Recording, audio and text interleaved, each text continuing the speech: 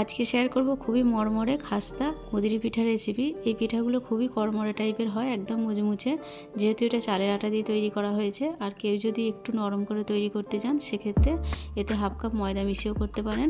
তো এই পিঠা রেসিপির জন্য একটা প্যানে আমি 3 কাপ পানি দিয়ে দিলাম। পানিটা হালকা গরম হতে এতে 4 চামচ পাউডার দুধ দিয়ে দিয়েছি। দুধটা পানির সঙ্গে খুব ভালোভাবে মিশিয়ে নিতে হবে। আর দুধটা কিন্তু হালকা গরম পানিতেই দিতে হবে, খুব বেশি গরম পানিতে দিলে দুধটা মেশানো যাবে না, একটু অসুবিধা হবে। তারপরে এতে 2 চামচ চিনি দিয়ে দিলাম আর হাফ চামচ দিয়ে দিলাম এলাচ গুঁড়ো।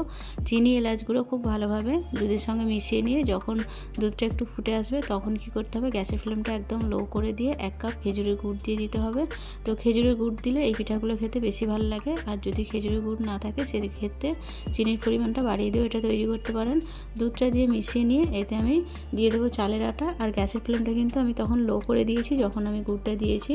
1.5 কাপের মতো চালের আটা দিয়েছি, আপনারা চাইলে হাফ কাপ ময়দাও দিতে পারেন চালের আটার পরিবর্তে। তো এরপর এটা ঢেকে আমি 1 মিনিট অপেক্ষা করব আর গ্যাসের ফ্লেমটা লো করে দিয়েছি। 1 মিনিট পর ঢাকনা খুলে আটাটা খুব ভালোভাবে নেড়ে ছেড়ে একটা শুকনো ডো টাইপের তৈরি করে নেব। আর এটা নাড়তে নাড়তে যখন এরকম প্যান থেকে ছেড়ে ছেড়ে আসবে আর একটু দলা পাকিয়ে যাবে তখন গ্যাসের ফ্লেমটা অফ করে দিয়ে এটাকে নামিয়ে নেব। নামিয়ে একটা পাত্রে নিয়ে নেব মাখার জন্য। তো এটা ডো টাইপের তৈরি হয়ে গেছে। এরপর এটাকে নামিয়ে একটা প্লেটে নিয়ে নেব আর গরম গরম মেখে নেব। গরম গরম অবস্থাতে মেখে নিলে আটাটা খুব ভালোভাবে মাখা হয়ে যায়। আর এটা মাখার সময় যদি হাতে গরম লাগে তার জন্য আমি একটা বাটিতে পানি নিয়ে নেব। একবার করে বাটিতে হাতটা ডুবিয়ে তারপর আটাটা মাখতে শুরু করব, যেহেতু আটাটা অনেক বেশি গরম আছে। আর আটাটা যত ভালোভাবে মাখা হবে পিঠার শেপ দেওয়াটাও যেমন সুবিধা হবে তেমন পিঠাগুলো খুব বেশি ফেটে যাবে না, যেহেতু এটা শুধুই চালের আটা দিয়ে তৈরি করা হয়েছে।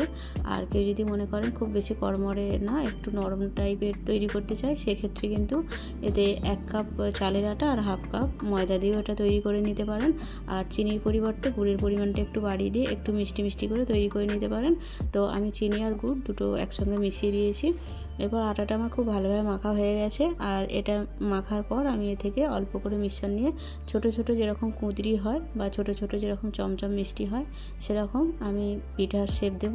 তো অল্প করে মিশ্রণ নেব আর হাতে করে তৈরি করে নেব। তো হাতে যাতে জড়িয়ে না যায় তার জন্য হাতে একটুখানি ঘি লাগিয়ে নিয়েছি। ঘিটা লাগিয়ে 2-1 বার লম্বা মতো হাতে করে নিলেই কিন্তু প্রত্যেকটা পিঠা তৈরি হয়ে যাবে।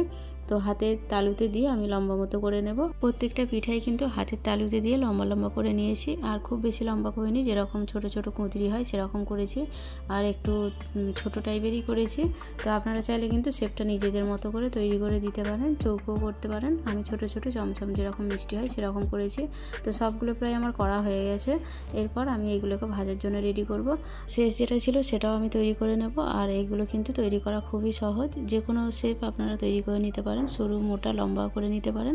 এরপর এইগুলো ভাজার জন্য একটা প্যান বসিয়েছি গ্যাসের উপরে, তাতে পরিমাণ মতো সাদা তেল দিয়ে দিলাম। তেলটা খুব বেশি গরম না, একটু মাঝারি গরম হলে প্রত্যেকটা পিঠা দিয়ে এগুলোকে উল্টে পাল্টে লাল লাল করে ভেজে নিতে হবে। আর গ্যাসের ফ্লেমটা মিডিয়ামে রেখে ভাজতে হবে।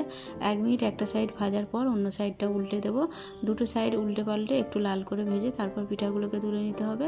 আর এই পিঠাগুলো একটু ছোট আর এই টাইপের হলে কিন্তু বেশি খেতে ভালো লাগে। খুব বেশি বড় বড় ভারী টাইপের হলে পিঠাগুলো অতটা ভালো লাগবে না। তো দুদিকটা উল্টে পাল্টে মিডিয়াম ফ্লেমে এগুলোকে লাল লাল করে আমি তুলে নেব। তো একটা ছাঁকনিতে এগুলো তুলে নিলাম। আর চালের আটা দিয়ে তৈরি করা পিঠা কিন্তু একটু এরকমই হয়। তো সবগুলো পিঠা আমার রেডি হয়ে গেছে। এবার আমি গরম গরম সার্ভ করতে দিয়ে দেবো। আর রেসিপিটা দেখার জন্য সবাইকে ধন্যবাদ।